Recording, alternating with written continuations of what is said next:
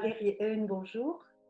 Bonjour Véronique. Bonjour. Alors, je dis Heune, mais ça se prononce comment alors votre nom? Alors ça se prononce, c'est bien, c'est pas mal. Ça se prononce Eun, ça se prononce Heun, c'est d'origine germanique. J'ai un père allemand, par la mère d'autres origines. Et on est en France, enfin moi je suis en France là. Actuellement je vous parle de France, de Paris. Et c'est toujours assez compliqué quand on a un nom étranger d'avoir la bonne orthographe. Et, et en fait, je me suis posé la question avec ça, puisque de nombreuses années, c'était ON, Heun, On, Euf, j'ai tout eu. Et je me suis dit, est-ce que je vais me laisser définir par mon nom de famille ou par mon prénom?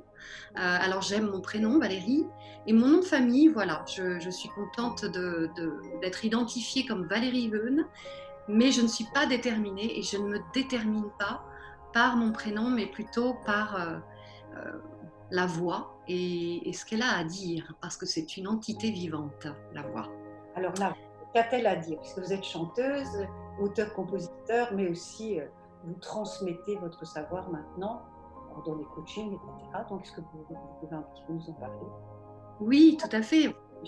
On va dire, bon, je n'aime pas trop séparer le temps parce que le temps peut-être est plus rond que ce qu'on peut penser et pas forcément linéaire, sans être féministe, mais très masculin sur une ligne. Peut-être il est plus rond et que ce sont des cercles où on revient à des points et que on évolue. Et on va dire que sur le temps, j'ai quand même eu une cassure à un moment. C'est un accident sur scène. Voilà, j'ai fait beaucoup de scènes où j'étais choriste avec de nombreuses on va dire, de stars. Hein. Ce mot aujourd'hui me fait rire parce que stars, ce sont les étoiles. Et aujourd'hui, je suis plus proche des étoiles autrement. Mais j'étais, voilà, j'ai accompagné en tant que choriste Ray Charles, Percy Sledge, Lara Fabian. Enfin, j'ai fait pas mal de scènes. Et en faisant donc beaucoup de scènes, on, on perd parfois le fil.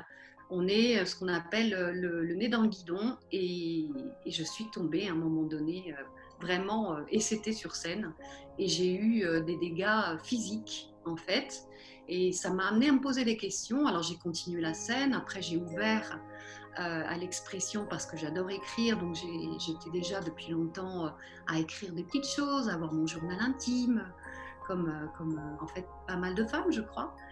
Et j'ai eu envie d'explorer plus ça, l'écriture, en écrivant pour des gens connus ou moins connus. Moi, j'écrivais pour moi, mais je laissais toujours un peu dans les tiroirs. J'avais peur de me dévoiler, certainement. J'étais capable de prendre la lumière sur des scènes, mais par contre, montrer réellement ce que j'ai en moi et ce que j'ai à dire.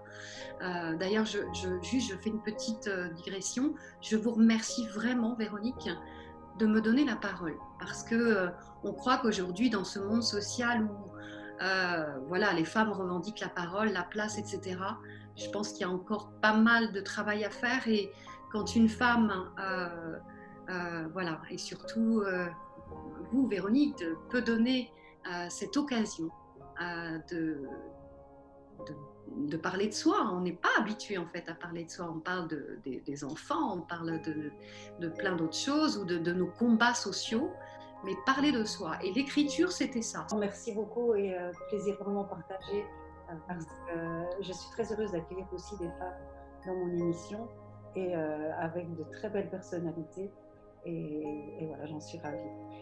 Et j'ai d'ailleurs eu votre maman, je le dis quand même, et donc c'était un pur bonheur. Donc, quand vous dites que vous écrivez des textes, c'est-à-dire pour de la variété française ou dans quel domaine? Alors j'ai fait plusieurs choses. J'ai écrit pour de la publicité, donc des slogans. J'ai écrit pour certaines personnalités, voilà, des gens qui font de la scène. Et j'ai écrit pour le Japon. En fait, ils sont vraiment friands non seulement de la musique française, mais des textes français. Donc pour des courts-métrages et des films sur le manga, des mangas. Enfin voilà, c'était assez. C'est-à-dire que j'ai commercialisé. J'utilise ce mot parce que, en réalité, je me suis aperçue que quand on travaille pour les autres et pas pour soi. On est légitimé, légitimisé, je ne sais pas comment on dit, enfin en tout cas, voilà, c'est mon langage, parce qu'on soit on est payé, soit on a une commande, et en réalité, on n'est pas, on se sent pas en insécurité, parce que c'est pour l'autre. Et quand j'ai commencé à écrire pour moi, là j'ai vu combien c'était difficile de parler de soi sans le côté mercantile, mais en même temps, si ça reste dans les placards, si on ne réalise pas des choses, est-ce qu'on peut vraiment dire qu'on est allé au bout d'un processus d'expression? Moi, j'ai fait 3 albums qui restaient dans le placard. Alors, peut-être je vous dirai plus tard que en ce moment, je suis en train de me remettre à composer et à les faire vivre. Et c'est ça, cette autre partie de vie dont je vais parler après, c'est que je suis restée au service de ces vedettes et après aussi de faire ma vie, d'être sur scène et de gagner ma vie. Et j'étais très heureuse parce que j'ai vraiment d'abord une vie fabuleuse de voyager, de faire des pays. J'aurais peut-être jamais voyagé autant parce que j'étais sur un big band, pas big bang, hein, c'est drôle, le lapsus. Un big band de jazz pendant une dizaine d'années où j'ai fait, pas la terre entière, mais pratiquement. Et donc, ma chambre, c'était des chambres d'hôtel, mais je vivais très bien. Mais c'est ce que je dis, c'est la tête dans le guidon, et c'est quand est-ce que je pense à mon expression? Alors, comment je peux faire ça? À partir de quand on commence à penser à soi? Est-ce que vous pensez qu'il y a un facteur déclenchant? Qu'est-ce qui fait qu'à un moment donné, on se dit maintenant, ma priorité, ça va être de prendre soin de moi, de savoir où je vais, de faire le tri dans sa vie, dans ses amis. Qu'est-ce que vous en pensez? Hélas, je dis vraiment ce hélas, non pas pour partir sur une note négative, mais parce que c'est peut-être une forme de réalisme qui est venue, d'objectivité par rapport à ma propre vie, et ça évidemment, je ne peux pas en faire une généralité sur tout le monde, mais d'avoir, ça je sais que c'est universel, hélas, quand on est sur cette terre, d'avoir des souffrances ou d'avoir des chocs, d'avoir des pertes, d'avoir à un moment donné, en fait, ne plus être dans son axe, qu'il soit physique, émotionnel ou social ou à tout niveau. Moi, je me suis retrouvée, comme on dit à ce moment-là, c'est tout en même temps. C'est-à-dire que parfois, la vie vous amène des petits chocs, et en fonction de peut-être votre évolution, ou je ne sais pas, je ne peux pas dire parce que j'irais trop loin en disant que je sais ça, mais les déclencheurs, c'est vraiment de se dire je suis en train de me planter parce que ma vie émotionnelle de couple c'est une catastrophe, je suis une handicapée de l'amour, je ne sais pas prendre les bonnes décisions et je me laisse guider et en plus pas par la vie, mais par l'existence, c'est-à-dire vraiment pas ce qui est à l'intérieur de moi, mais je reçois ce qui vient de l'extérieur.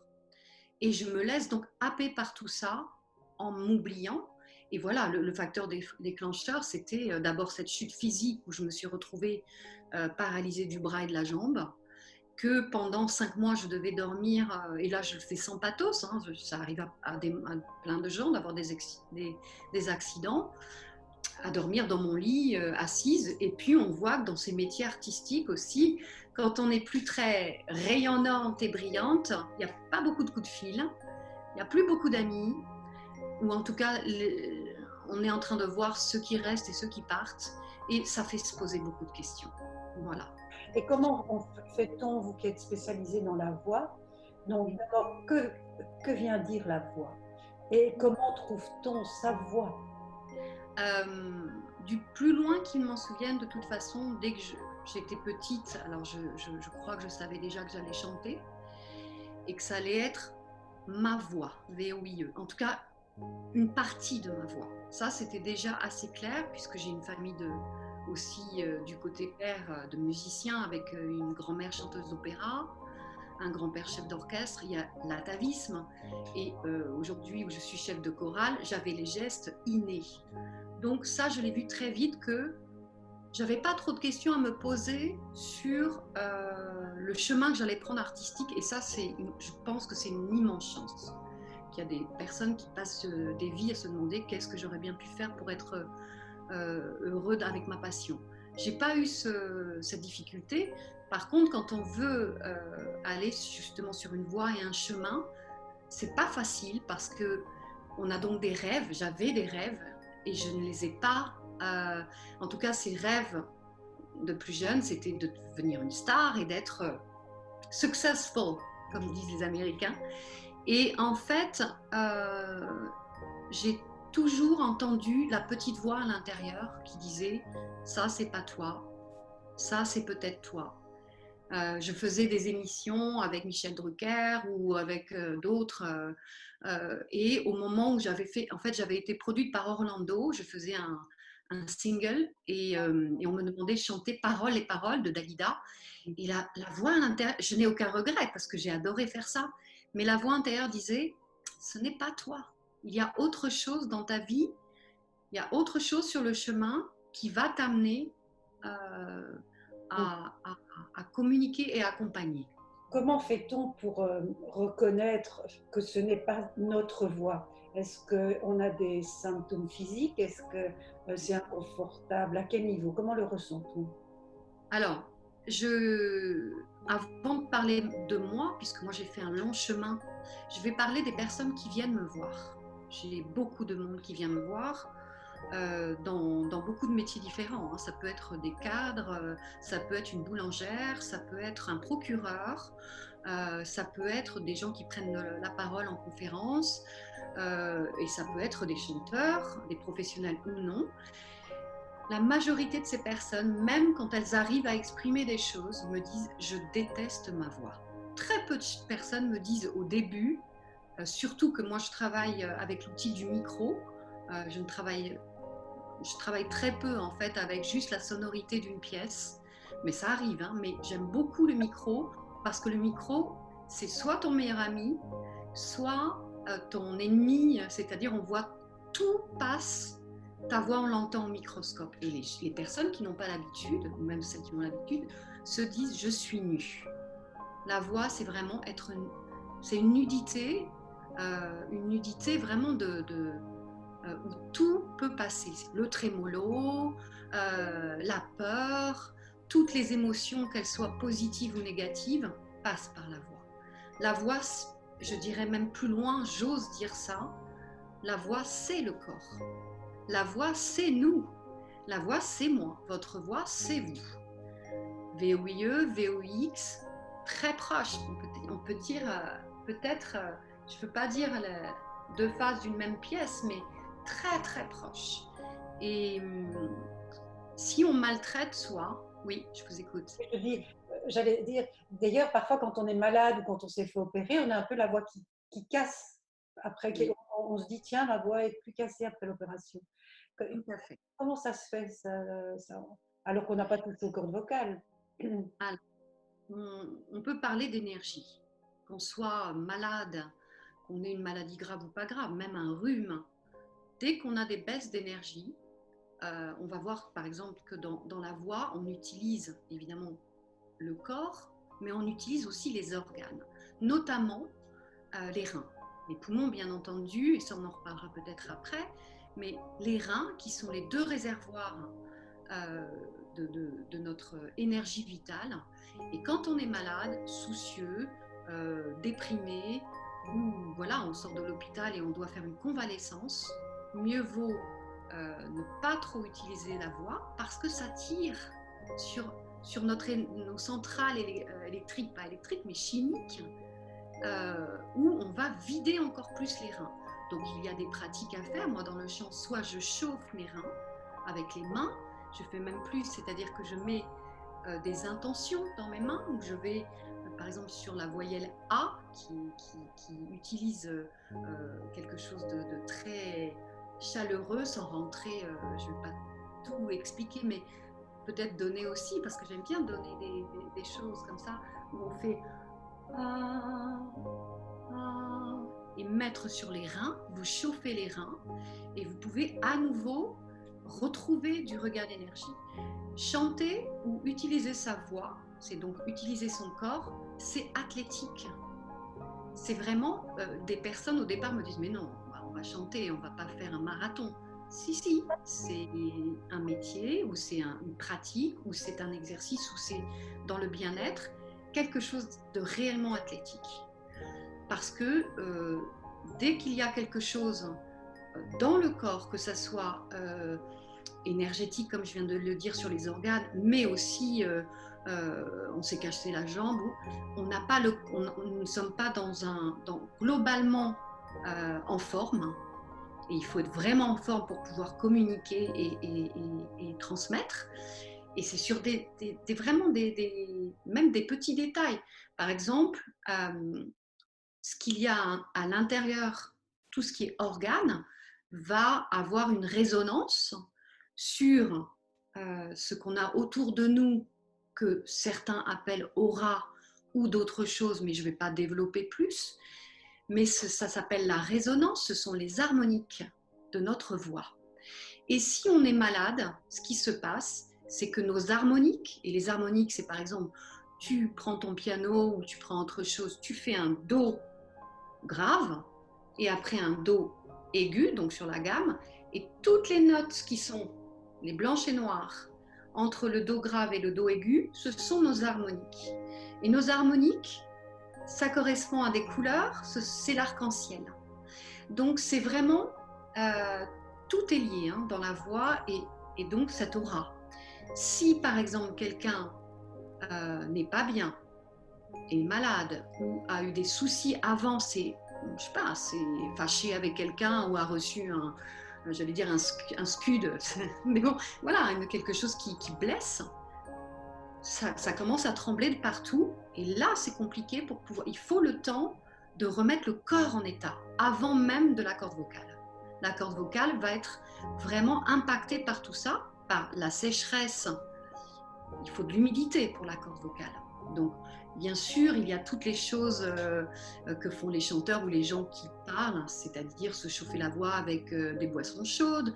Mais avant tout, c'est vraiment comment est mon corps, dans quel état je suis. Et en quoi, par exemple, la voix va influencer la voie, le chemin que l'on va prendre dans sa vie? Je dirais que le premier levier, c'est si je m'occupe réellement de moi, alors pas de moi, parce que c'est moi, c'est pas mon voisin, c'est moi. Si je m'occupe de moi, et c'est vrai que dans ce monde de dire moi, très souvent c'est pris très égotique, et c'est bien d'avoir cette empathie pour l'humanité, bon, ok, mais d'abord, comment je peux transmettre si je ne m'occupe pas bien de moi? Donc peut-être pour moi, le premier levier, c'est je m'occupe de ma voix. V-O-I-E, c'est-à-dire mon chemin. En anglais, quand on dit the path, c'est très large. En France, on utilise ce mot voix qui est aujourd'hui très connoté, surtout dans les milieux spirituels ou de bien-être, où on va parler de voix initiatique ou de voix. Il y a beaucoup de mots sur le mot voix, mais en réalité, il y a beaucoup de sens et peut-être tout ça est lié.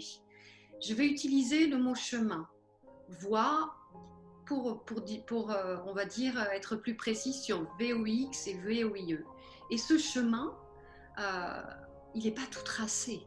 C'est-à-dire que je construis mon propre chemin. Et comment je construis mon propre chemin si je deviens actrice de ma vie?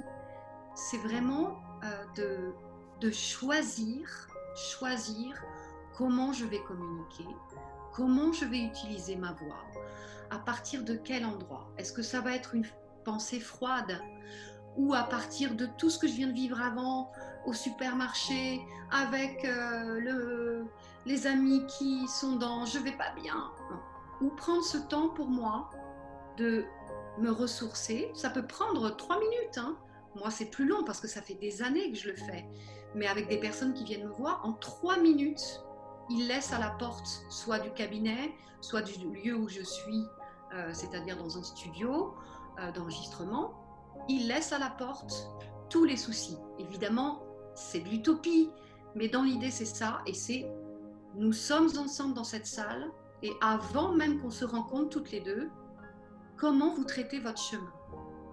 Comment vous traitez votre voix? C'est les questions que je pose tout de suite. Comment, et évidemment, une personne qui rentre en faisant bonjour, j'ai vraiment le trac. Mais tout de suite, je sais que c'est une personne qui a été empêchée de se remettre dans sa voie, VOIX et VOIE. Il y a beaucoup de dérapages et de vie.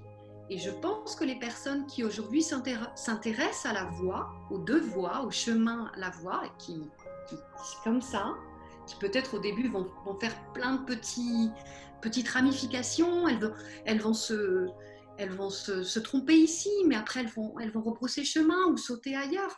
C'est pas... Heureusement, peut-être c'est comme un arbre où on va pouvoir faire plein de projets et pas sauter partout, parce que ça on le fait quand on est très jeune, mais peut-être choisir, ok, de branche à branche, comment je vais aller vers ce qui m'inspire le plus. Et ce qui m'aspire le plus, et ce qui m'aspire le plus, voilà, c'est comment aujourd'hui, dans ce monde qui demande de communiquer le plus authentiquement possible, comment je vais prendre soin de cette voix et de ce que je communique au monde et à l'autre, sans parler même du monde, à l'autre, comment je parle à l'autre. Et ce serait donc ça, là, avoir une belle voix? Oui, une belle voix, je dirais même que elle n'a rien d'esthétique. Si la voix est belle, elle n'est pas esthétique. On a été habitué depuis l'enfance et puis surtout en Occident, depuis très très longtemps, à dire que les belles choses doivent être esthétiques. Donc une belle voix serait une voix où, par exemple, moi je viens du conservatoire et on m'apprenait à faire des gammes. Et c'était une sorte de camisole de force, où on me forçait à avoir une belle voix avec des gammes, où on disait là tu dois pas aller, là tu dois aller. Non, notre voix parle de nos cicatrices. Notre voix dedans, il y a Callas. Pourquoi on a aimé Callas, Maria Callas? Toute sa vie était dans sa voix. Toute sa vie est dans sa voix. Quand on peut lire, quand j'entends la voix de quelqu'un, on peut entendre les cicatrices, les choses de parcours, et ça se vérifie tout le temps. Et c'est beau. Moi, je trouve que c'est beau. Pourquoi vouloir les effacer? Pourquoi vouloir effacer le trémolo dans la voix? C'est comme les rides, quelque part, sur la peau. Exactement, exactement.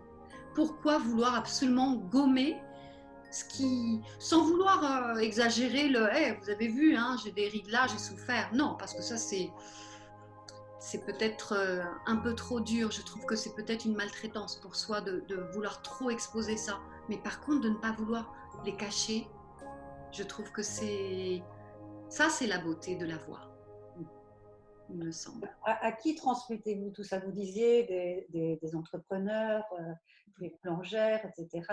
J'ai vu aussi des enfants. Comment ça se passe les cours? Comment ça se passe dans votre studio? Comment vous travaillez avec les gens? Alors, il y a plusieurs choses. Alors, c'est vrai que avec les enfants, en ce moment, je travaille moins parce que, bon, nous avons quand même, c'est vrai, nous traversons une période un peu délicate en ce moment, mais bon, on va le balayer vite. Donc, j'ai fait une petite pause avec les enfants parce qu'ils ont déjà pas mal de choses à gérer, donc ça se refera plus tard. Mais en tout cas, ce que j'ai adoré faire avec les enfants, c'est que, comme moi, je travaille beaucoup avec le ludique, parce que je suis aussi clown thérapeute. Et en tout cas, j'ai fait du clown, donc moi, je travaille plutôt avec le rire, même s'il y a des personnes qui pleurent, hein, et puis moi, je peux être émue et avoir envie de pleurer, mais je travaille plutôt avec le rire, le sourire, l'imagination créative ludique. Et pour moi, les enfants, c'est vraiment le meilleur public parce qu'ils pensent moins. Pour moi, les personnes qui viennent, qui sont le plus en souffrance, ou en tout cas en besoin de communiquer et de libérer leur voix, ce sont des personnes qui pensent trop. Et on va dire que, par exemple, j'ai des avocats qui viennent me voir, des gens qui doivent prendre la parole, comme je vous disais.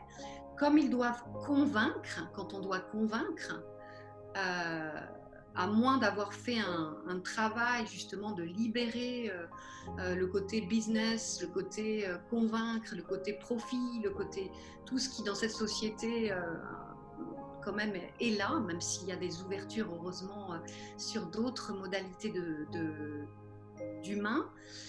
ces personnes viennent avec, vraiment je peux le dire, avec un cerveau, mais truffé de pensées, et des pensées en général négatives, sur eux-mêmes.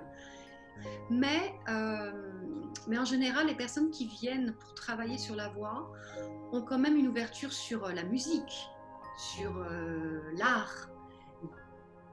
Qu'est-ce que vous auriez comme conseil à donner aux gens qui sont peu perdus pendant cette période et qui ne trouvent plus leur voie, justement, ils ne savent plus vraiment où aller, leur travail, ils n'en veulent plus, ou leur relation, ils aspirent à autre chose, ou ils se disent, parce que ça a changé quand même pas mal de choses toute cette période, et donc comment faire avec ces gens, comment les aider? Oui. Première chose, non seulement ça a mis un grand choc bon, à tous les niveaux sociaux, médicaux, enfin la santé, c'est quand même énorme. Et puis ce sont des chocs aussi parce que c'est inédit, ça ne s'est jamais passé comme ça dans le monde entier.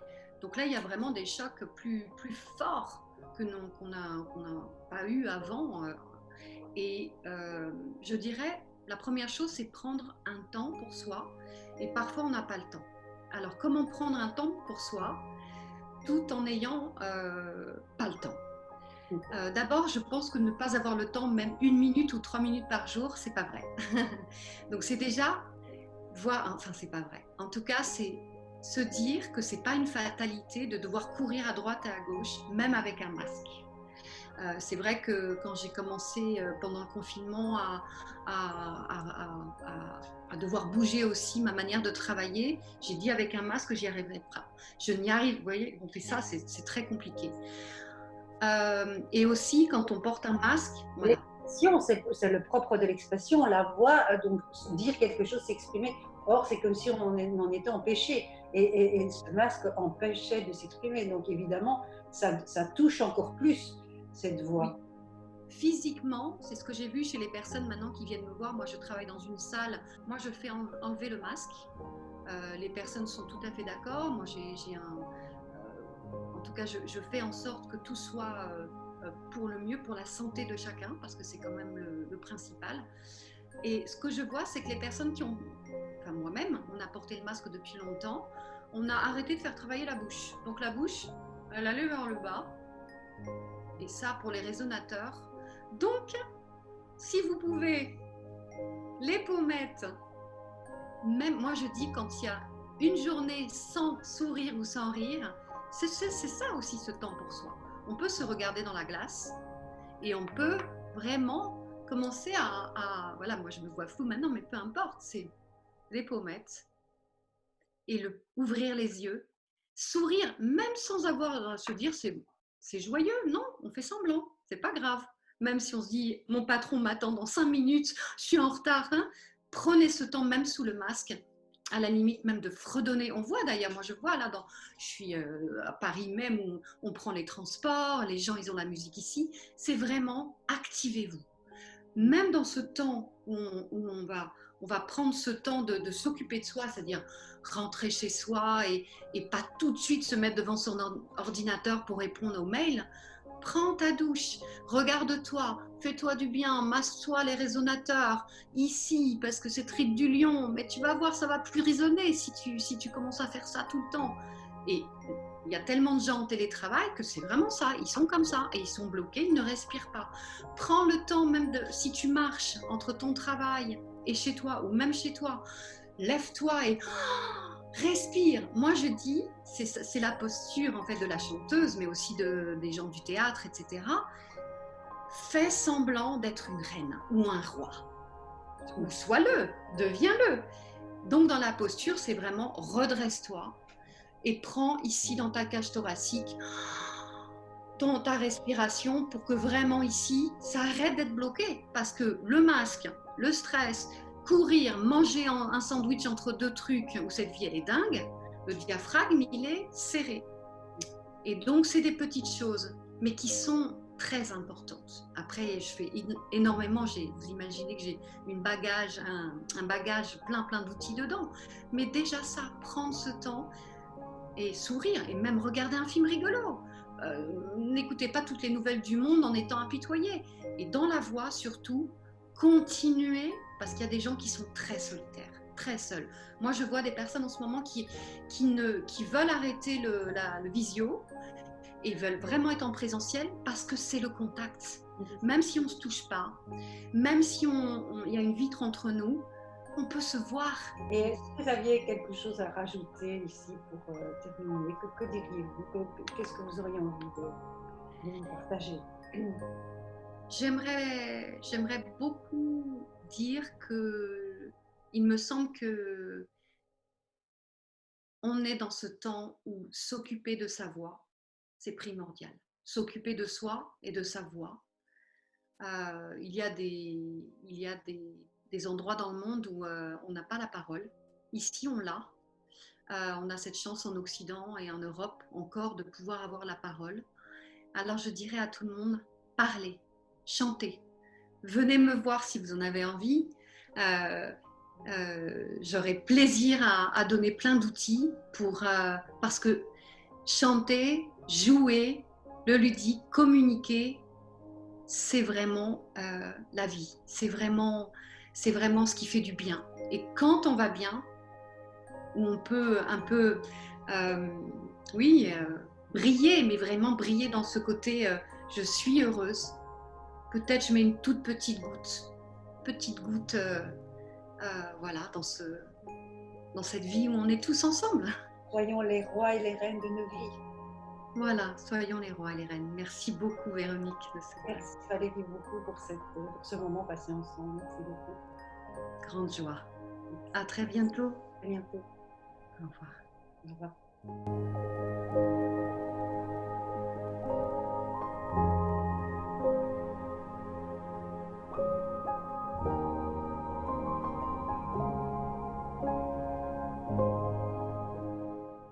I'm not